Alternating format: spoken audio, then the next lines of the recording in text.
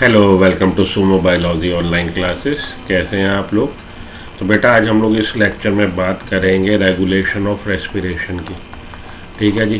Class 11 की biology का chapter number 17 breathing and exchange of gases, उसका टॉपिक रेगुलेशन ऑफ रेस्पिरेशन। इसकी आज हम लोग बात करेंगे, रेगुलेशन ऑफ रेस्पिरेशन।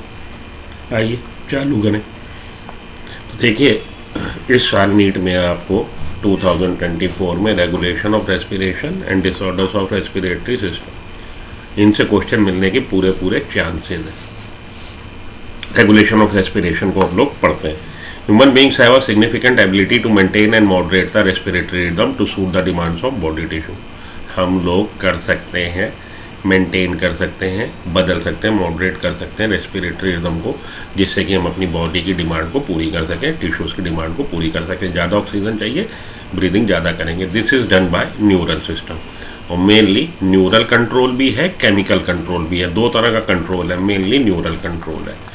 तो न्यूरल कंट्रोल और केमिकल कंट्रोल दो तरह का। Specialise centre present in the medulla, medulla आप जानते हैं part of brain, region of the brain called respiratory rhythm centre. तो आपसे पूछा जाता है रेस्पिरेटरी रिदम सेंटर कहाँ पे सिचुएटेड है, आपका आंसर होगा मेडुला ऑब्लोंगेटा पे।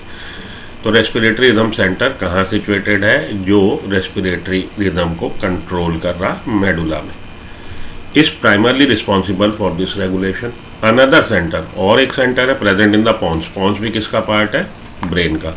Reason of the brain called pneumotaxic centre. तो दो सेंटर हैं जो मेनली हमारे रेस्पिरेटर को कंट्रोल कर रहे हैं। रेस्पिरेटरी रिदम सेंटर मेडुला में और निमोटैक्सिक सेंटर पॉन्स में। Moderate the function of the respiratory rhythm centre. Neural signal from this centre can reduce the duration of inspiration. Neural signal किस सेंटर से? हमारे निमोटैक्सिक सेंटर से, जो कि कहाँ पे सिचुएटेड है? पॉन्स में सिचुएटेड है। तो neural signal from this centre मतलब निमोटैक्सिक सेंटर से।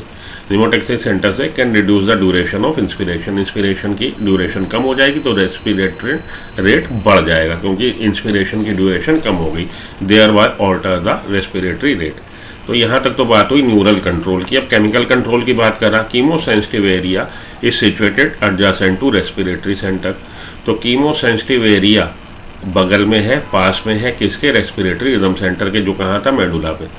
विच is highly sensitive to CO2 and hydrogen ion. आपसे पूछा जाता है कि कीमोसेंसिटिव एरिया कहाँ सिचुएटेड है? Adjacent to respiratory rhythm centre, that is situated in medulla reason.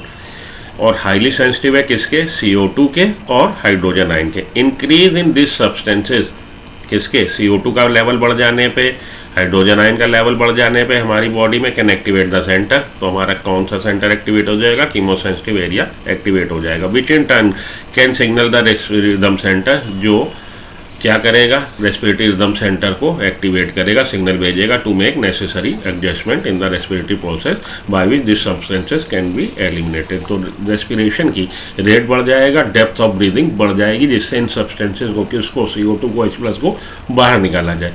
इसके बाद रिसेप्टर्स हैं। तो यहाँ तक बात हुई थी न्यूरल कंट्रोल की, केमिकल कंट्रोल, और रिसेप्टर्स आ जाइए। Receptors associated with aortic arch and carotid artery. अभी आपको दिखाता हूँ कि ये कहाँ पे है। ऑरोटिक आर्च ऑफ अरोटा और carotid artery can also recognise changes in CO2 and H+ ion and send necessary signal to respiratory rhythm centre for remedial action. ठीक है जी। The role of oxygen in the regulation of respiratory rhythm is quite insignificant. Oxygen का role insignificant है। आइए अब हम जरा सा थोड़ा सा और एक बार देखें। तो हम लोग पढ़ने क्या जा रहा है? Regulation of respiration. मैंने कहा था न्यूरल कंट्रोल की बात पहले। Normal quite breathing occurs involuntary. हमारे, अब मैं बात कर रहा हूँ आपसे, मुझे याद तो नहीं कि मैंने ब्रीदिंग करनी है अपने आप, और इनवॉलेंट्री एक्शन हो रहा। Adult human beings breathe 12 to 14 times. 12 से 14 बार हम लोग ब्रीथ करते हैं। But human infants breathe about 44 times per minute. ठीक है जी।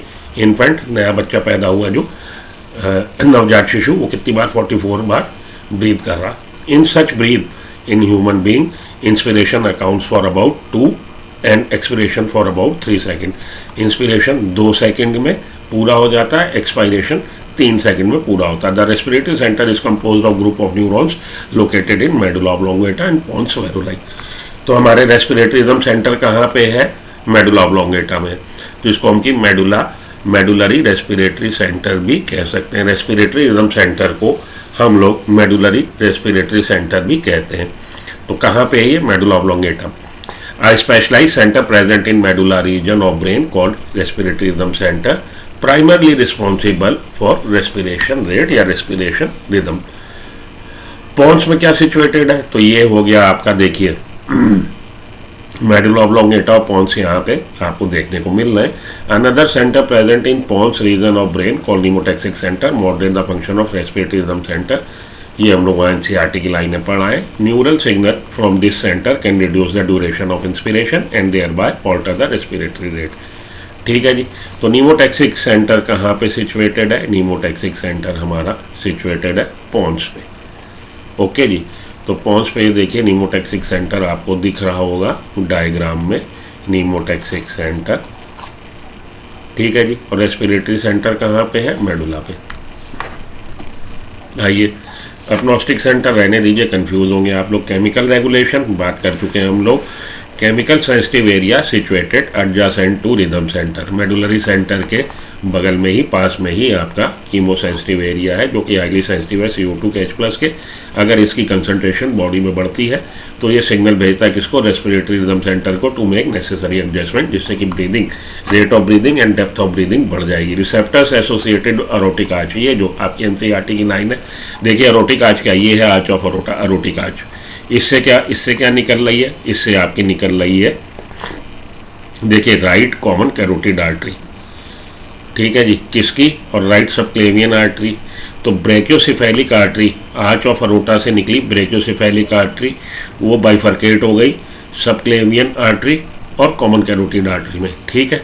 तो ये जो कह रहा है receptors associated with aortic arch, aortic arch के पास ये रिसेप्टर है associated with aortic arch and carotid artery. Carotid artery आपकी ये है, राइट कॉमन कैरोटिड और लेफ्ट कॉमन कैरोटिड, ये है कैरोटिड आर्टरी। तो receptors associated with aortic arch and carotid artery also recognize changes in CO2 and H+ concentration and send necessary signal to respiratory center। और respiratory centre को, जो कि medulla पे है, उसको ये सिग्नल भेजेंगे कि आप रेस्पिरेशन को ऑल्टर करें, रेस्पिरेशन रेट बढ़ाएं या डेप्थ ऑफ रेस्पिरेशन बढ़ाएं, जिससे कि CO2 और H+ का एक्सेल हो सके। The role of oxygen in regulation of respiratory rhythm is quite insignificant. तो न्यूरल कंट्रोल है, केमिकल कंट्रोल है, साथ के साथ रिसेप्टर्स हैं जो कि इसमें हेल्प कर रहे हैं। मेनली सेंटर कहाँ सिचुएटेड है? मेनली जो रेस्पिरेटरी रिदम सेंटर है, जो मेन सेंटर है, वो सिचुएटेड है आपके कहाँ पे? मेडुला में। और पॉन्स में कौन सा है? पॉन्स में आपका नीमोटैक्सिक सेंटर है। ठीक है जी। ये बातें याद रखिएगा, इसी से रिलेटेड क्वेश्चन आपको आते हैं। Pneumotaxic centre which can moderate the function of respiratory rhythm centre is present in कहाँ पे? पॉन्स रीजन ऑफ ब्रेन, आपका आंसर हो जाएगा। आगे चलिए। Chemosensitive area of respiratory centre in medulla is affected by, किससे हो जाएगा? H+ आयन से और CO2 से। अगर access CO2 and H+ ion, यहाँ पे लेस O2, इसको भूल जाइए, ये वाला आंसर आपका ऑप्शन सी हो जाएगा। Access CO2 and H+ ion ज़्यादा होने से ये एक्टिवेट हो जाएगा और रेस्पिरेटरी रिदम सेंटर को संदेशा भेजेगा कि भाई कंट्रोल करो, इनको एक्सेल करो। Rate of breathing is control mainly by, rate of breathing is mainly control by CO2 level in blood.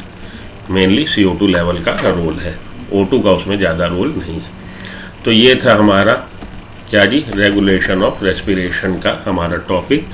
तो ये इस वाली लेक्चर में हम लोगों ने बात करी रेगुलेशन ऑफ रेस्पिरेशन की। पिछले लेक्चर में हम लोग बात कर चुके हैं डिसऑर्डर्स ऑफ रेस्पिरेटरी सिस्टम की।